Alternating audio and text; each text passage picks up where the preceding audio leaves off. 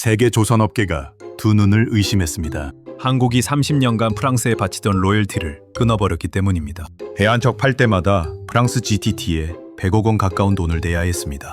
한국이 세계 1위 LNG선 조선 강국임에도 불구하고요. 그것도 30년 동안이나요. 근데 그게 이제 끝났습니다. 이 소식이 일본에 퍼지자마자 야후 재팬 댓글이 폭발했습니다. 15,000개 이상의 좋아요를 받은 최상의 댓글에는 이런 말이 달렸습니다. 한국은 결국 또 해냈다. 일본이 포기한 영역을 끝까지 물고 늘어졌다. 그리고 12,000개 좋아요를 받은 베스트 댓글에는 조선업은 끝났다고 생각했는데 한국은 오히려 기술 독립으로 더 강해지고 있다는 말이 달렸습니다. 지금 일본이 왜 이렇게 민감하게 반응하는지 이걸 이해하려면 LNG선이 뭔지부터 알아야 합니다. LNG는 영하 163도에서만 액체 상태를 유지합니다. 그러니까 일반 철판에 그냥 담으면 바로 깨지거나 폭발합니다. 초극정온을 버틸 수 있는 특수 화물창 기술이 반드시 필요한데 이걸 프랑스 회사 GTT가 30년 넘게 전 세계에서 독점하고 있었습니다. 쉽게 말하면 자동차 본체는 한국이 다 만들었는데 시동 거는 기술만 프랑스가 쥐고 있었던 겁니다. 그래서 수천억짜리 배를 수주해도 웃을 수가 없었습니다. 업계 관계자들이 실제로 이런 말을 했습니다. 배를 많이 만들어도 남는 게 없다. 사실상 기술 종속 상태였다. 이게 한국 조선업의 숨겨진 진실이었습니다. 잠깐, 지금 이걸 보고 계시는 분들 중에서 한국 조선업이 세계 1위라고만 알고 있었던 분들 많죠? 실제로는 핵심 기술 하나 때문에 30년을 해외에 통행세 내고 있었다는 사실 몰랐던 분들 댓글로 알려주세요. 자, 그럼 이제 진짜 이야기 시작합니다. 2020년 삼성중공업이 칼을 빼들었습니다. 프로젝트 이름은 KC2. 독자 기술로 LNG 화물창 시스템을 만들겠다는 선언이었습니다. 업계 반응은 처음부터 냉랭했습니다. 어떻게 GTT 특허망을 뚫냐? 돈 아까우니까 그냥 로열티 내는 게 낫다. 이런 말들이 나왔거든요. 프랑스 GTT가 전 세계에 특허망을 촘촘하게 깔아놨기 때문에 잘못 건드리면 바로 소송이 들어오는 구조였습니다. 실제로 GTT는 우리 기술 없이는 한 척도 못 판다는 자신감이 넘쳤거든요. 이 기술은 단순히 돈 많이 투자한다고 해결되는 영역이 아닙니다. 초극저온 환경에서 미세한 균열 하나만 생겨도 LNG가 새어나옵니다. 그러면 그게 바로 대형 사고로 이어집니다. 그래서 업계 전문가들도 삼성이 설마 성공하겠냐는 시선이 많았습니다. 그런데 여기서 첫 번째 반전이 터집니다. 삼성중공업 연구진은 기존 방식 자체를 완전히 뒤집었습니다. 프랑스 방식을 모방하거나 개선하는 게 아니라 아예 레이저 고속 용접 로봇 시스템으로 새 판을 짠 겁니다. 원래 LNG 화물창 용접은 극도로 정밀한 수작업이 필요한 영역인데 한국은 이걸 자동화 레이저 시스템으로 완전히 대체했습니다. 그리고 무려 123회 실증 테스트를 돌렸습니다. 보통 이런 대형 프로젝트는 중간에 결과가 안 나오면 포기하거든요. 그런데 한국은 끝까지 밀어붙였습니다. 삼성중공업 내부 연구팀이 4년 넘게 이것만 봤습니다. 2024년 11월 경남 통영에서 제주까지 첫 실증항해 성공. 그 순간 업계 분위기가 완전히 뒤집혔습니다. 기밀성 성능이 기존 프랑스 GTT 방식보다 더 좋게 나왔고 단열 효율도 세계 최고 수준이 나온 겁니다. 단순히 따라잡은 게 아니라 업그레이드된 버전을 만들어버린 거예요. 일본 조선 커뮤니티에서 이런 반응들이 쏟아졌습니다. 이제 프랑스가 한국 기술 사용하는 날이 오는 거 아니냐. 한국은 제조업 DNA 자체가 다르다. 우리 일본은 왜 이걸 포기했을까? 특히 마지막 댓글이 일본 온라인에서 엄청나게 공유됐습니다. 사실 일본도 한때는 세계 최강 조선업을 자랑했습니다. 1980년대까지만 해도 일본이 세계 조선 시장을 거의 장악했거든요. 그런데 구조조정과 비용 절감에만 집중하는 사이 한국이 대형화와 고부가가치 전략으로 치고 올라왔습니다. 특히 LNG선 같은 최고 난도 분야에 올인했고 결국 지금은 세계 LNG선 시장 대부분을 한국이 가져가게 됐습니다. 일본의 한 조선 전문가는 이런 말을 했습니다. 일본이 포기한 분야를 한국이 기술 독립까지 해버렸다. 이건 단순 제조업 경쟁이 아니라 기술 주권 싸움이었다. 야후 재팬에는 이런 댓글들이 수천 개씩 달렸습니다. 일본은 조선업을 너무 빨리 포기했다. 한국은 정부와 기업이 끝까지 산업을 밀어준다.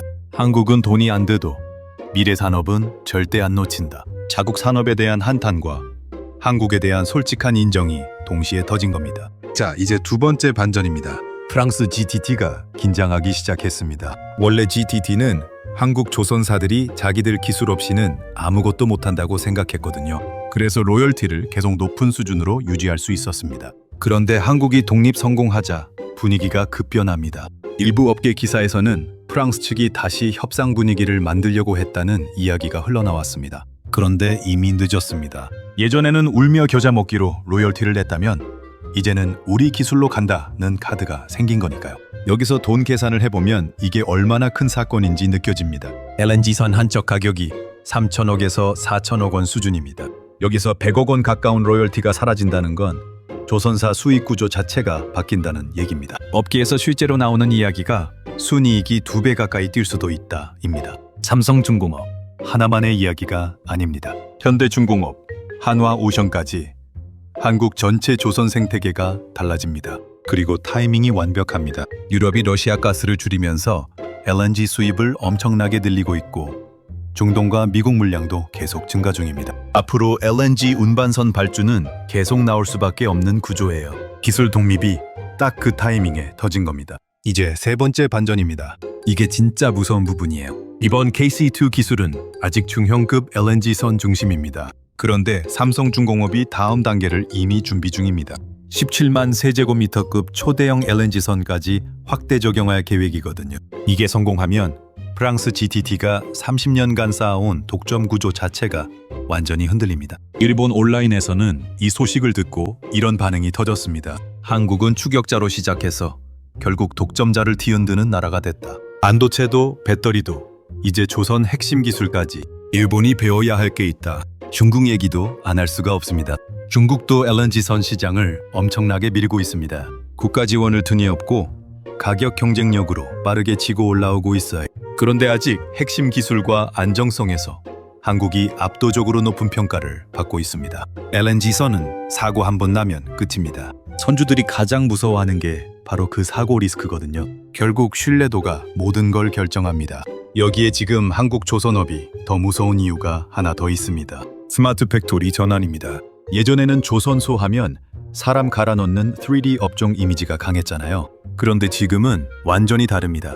용접 로봇, 디지털 트윈 시스템, AI 설계 플랫폼까지 들어가고 있습니다. 업계 관계자는 이런 말을 했습니다. 한국 조선업은 이제 단순 제조가 아니라 기술 플랫폼 산업으로 간다. 이 흐름은 사실 한국 제조업에서 반복되는 패턴입니다. 반도체를 보면 처음에는 일본 장비 없으면 아무것도 못한다고 했잖아요. 2019년 일본이 소재 수출 규제를 걸었을 때도 한국은 결국 버텨냈습니다. 배터리도 마찬가지였고 이번 조선업 핵심 기술도 똑같은 흐름입니다. 처음에는 따라가다가 어느 순간 가격과 성능을 둘 다 잡아버리는 것. 이게 한국 제조업의 특징이거든요. 국내 반응도 뜨거웠습니다. 드디어 진짜 독립했다. 이런 게 진짜 국뽕이지. 기술이 있어야 안 휘둘린다.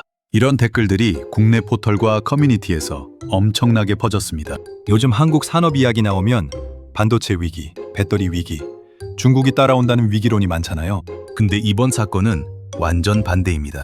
한국이 기존 독점 구조를 깨버린 사례거든요. 그것도 세계 최고 난도 산업에서요. 30년 동안 해외에 내던 기술 사용료. 그게 이제 끝났습니다. 이건 단순히 돈 문제가 아닙니다. 제조업 자존심의 문제고 기술 주권의 문제입니다. 망했다고 욕먹다가도 핵심 기술 하나로 다시 판을 뒤집는 나라. 한국은 그런 경험이 꽤 많습니다. 지금 여러분께 질문 드리겠습니다. 한국 제조업 아직 끝나지 않았다고 보시나요? 아니면 중국 추격 때문에 결국 힘들어질 거라고 보시나요? 그리고 자녀가 있거나 진로를 고민 중인 분이라면 앞으로도 제조업과 공학 계열을 추천하시겠습니까? 솔직한 생각을 댓글로 남겨주세요. 댓글 가장 많이 공감받은 의견은 다음 영상에서 제가 직접 읽어드리겠습니다. 오늘 영상이 도움이 됐다면 좋아요 한 번만 눌러주세요. 구독도 아직 안 하셨다면 지금 눌러주시면 됩니다. 진짜 독립은 결국 기술에서 나온다는 말. 이번 한국 조선업이 제대로 증명했습니다. 그래서 오늘도 독립적인 대한민국입니다.